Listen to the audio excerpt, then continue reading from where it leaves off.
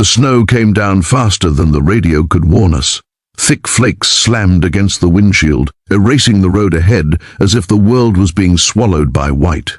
I gripped the steering wheel tighter, my knuckles pale against the dark interior. The heater wheezed weakly, losing the battle against the bitter wind that crept in through the edges of the car door. Beside me sat Evelyn Hart, my best friend's mother, the last person I ever expected to be stuck with on a freezing mountain road. She was shivering beneath her coat, her hands clutching her seatbelt, eyes glancing nervously between the road and me. I had agreed to drive her home from the university town after she came to surprise her son, Liam, for his winter recital. But Liam's performance was cancelled last minute, and he'd gone on a ski trip with friends instead. That left Evelyn stranded until I offered to drop her home. It was supposed to be a simple 2-hour drive through the mountain highway. But the snowstorm came early, swallowing the sky and turning the familiar road into a ghostly maze. Before the story continues, please take a moment to like, comment, share, and subscribe to Touch of Kindness. If you believe that even the coldest nights can bring people closer, and that kindness always finds a way back. I slowed the car as the visibility shrank to near nothing. The wipers screeched across the windshield, useless against the swirling storm. We might need to stop for a while, I muttered, glancing at the gas gauge, which hovered dangerously close to empty. Evelyn nodded silently, her lips pressed tight. Her usual calm, warm demeanor seemed cracked under the cold. I could see the tension in her face, the same face that used to greet me with hot cocoa and gentle advice back in high school. When I finally pulled over near an abandoned cabin half buried in snow, relief hit us both. The wooden sign at the front was half broken, the letters Ridgeview Camp barely visible beneath frost. We stumbled out into the wind, boots sinking deep into the white drift as we hurried to the cabin door. It creaked open with resistance, revealing a single dusty room, an old stove, a wooden table, and a couch covered in torn blankets. No power, no phone signal, no heat. Evelyn's breath trembled in the air as she said, "It's better than being out there." I nodded, setting down our small travel bags. The wind howled outside, like the mountain itself was warning us not to stay too long. We worked together to light a few candles from my emergency kit, their small flames flickering weakly against the cold. For a while we sat in silence, two people from different worlds, bound only by circumstance and the storm outside. As the hours passed, the temperature dropped further. Evelyn rubbed her arms, her teeth chattering. I tried to start a fire in the old stove, but the wood was damp, refusing to catch. Finally, she whispered, her voice small, "We'll have to keep each other warm." The words sounded simple, but something about the way she said them, hesitant yet brave, made the air between us feel heavier. She pulled the old blankets from the couch, spreading them on the floor near the stove. We lay side by side beneath the layers, still wearing our coats. The heat from our bodies slowly pushed back the cold, though the wind still screamed through the cracks. Lying there, I could smell her lavender perfume, faint, familiar, comforting. It reminded me of being a teenager again, visiting Liam's house, hearing Evelyn laugh in the kitchen while she baked. She'd always seemed untouchable, graceful, kind, but distant. Now, here she was beside me, vulnerable and human, her hands trembling slightly as she tucked the blanket around us both.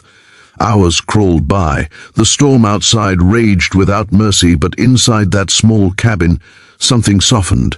Evelyn spoke first, her voice almost a whisper. She said she'd been feeling lonely since Liam left for college, that the house felt too big, too quiet. She missed her husband, who had passed years ago, but what she missed most was being seen. Her words struck something deep in me. I told her how I'd been drifting since graduation, unsure of what to do with my life, watching my friends move forward while I stood still. Somewhere between those confessions, the tension melted. We started laughing about old memories. The time Liam and I accidentally flooded the garage, the night she caught us sneaking snacks during her book club. For a few hours, we weren't just two people trapped in a snowstorm, we were two souls rediscovering warmth. Not from fire, but from understanding. When the storm finally began to fade, The silence outside felt strange, almost sacred. The sun had not yet risen, but a faint glow shimmered through the frosted window. Evelyn shifted slightly, her head resting against my shoulder. "You've grown up," she murmured, eyes half closed. "You remind me so much of him when he was your age, kind, restless, and full of questions."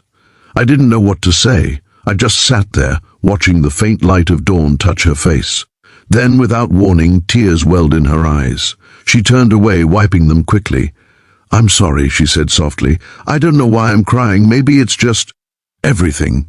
Her voice cracked at the end, and instinctively I reached for her hand. It was cold, but she didn't pull away. "You don't have to apologize," I whispered. "You're allowed to feel." For a long moment she stayed still. Then she smiled, a tired, gentle smile that carried both sadness and peace. "Thank you," she said. "You've been kinder than you realize." The next morning, the world outside was dazzling white. Snow blanketed everything, but the storm had passed. We found the car nearly buried, but with effort we dug it out and managed to get back on the road. The sunlight danced on the snow, blinding yet beautiful. Neither of us spoke much during the drive. The silence wasn't uncomfortable. It was thoughtful, full of things that didn't need to be said. When I finally pulled up to her driveway, she turned to me and smiled again. But this time it was different, warmer, steadier. "I don't think I'll ever forget that night," she said, not because of the storm, but because it reminded me that even when life feels frozen, kindness can still melt through. I nodded, unable to find the right words. As she stepped out of the car, she looked back once more and said, "You should come by sometime. Liam would love to see you, and maybe so would I." As I drove away, the memory of that night replayed in my mind. The sound of the wind, the candlelight flickering between us, the quiet courage it takes to be honest when life feels uncertain. I realized something that day. Sometimes the universe traps you in the cold, just so you can learn how to find warmth again. In the days that followed, I visited Evelyn a few times, just to check in, or so I told myself. We'd sit by her window, watching the snow melt from the trees, talking about everything and nothing. There was a quiet understanding between us, a bond forged not from romance, but from shared humanity. She told me she'd started volunteering at a local shelter, wanting to help others who had no place to go in the cold, and I, inspired by her resilience, finally applied for the teaching job I'd been afraid to pursue. That night in the cabin changed us both. It wasn't a love story in the way people expect, but it was something just as powerful. A story about compassion, connection, and the small miracles that happen when two people refuse to give up on warmth, even when the world outside feels frozen. If this story touched your heart, please don't forget to like, share, and subscribe to Touch of Kindness, where every story reminds us that humanity still shines brightest in the darkest moments. And before you go, comment below, have you ever experienced an unexpected moment of kindness that changed you forever? Because sometimes it's not the fire that saves us, it's the people who share their warmth when the world turns cold.